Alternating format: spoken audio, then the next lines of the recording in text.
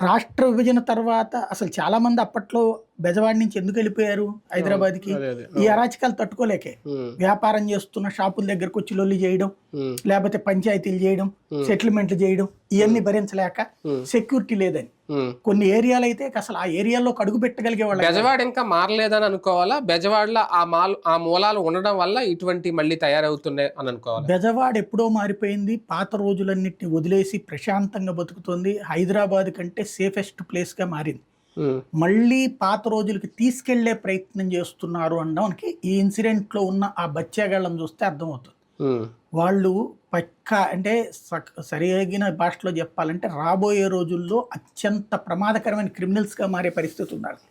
తక్కువగా అంచనాయడానికి వీల్లేదు. ఎందుకు అంటే ఒక ముఖ్యమంత్రి మీద రాయేయాలంటే ఆషామాషి వ్యవహారంగా చాలా డేరింగ్ ఉండాలి, అంటే ఇక అసలు ఆఫ్టర్ ఆల్ ఈ సమాజం అని చూసేటటువంటి స్థాయిలో ఒక మనిషి మీద దాడి చేయాలంటేనే వామ్మో అనుకోవాల్సిన దశ నుండి ఆ ఏరియాలో జరుగుతున్నది ఏదైతే రామవరప్పాడు నుంచి ఇటు వస్తున్నటువంటి సందర్భంలో దారిలో రాళ్ళు వేస్తున్నారు, ఆకతాయిగా చేస్తున్నారు అంటే సరే గంజాయి దాగిన మత్తులోనో ఇదో చేస్తున్నారు అనుకుంటే పోలీసులు కూడా వాళ్ళని పట్టుకోవడానికి భయపడుతున్నారు. సింగనగర్ పాయకాపురం, నున్నరోల్ పోలీస్ స్టేషన్, నున్న పోలీస్ స్టేషన్, 3 పోలీస్ స్టేషన్ వాళ్ళు అసలు దాని మీద సీరియస్ కాన్సన్ట్రేట్ చేయట్లేదు.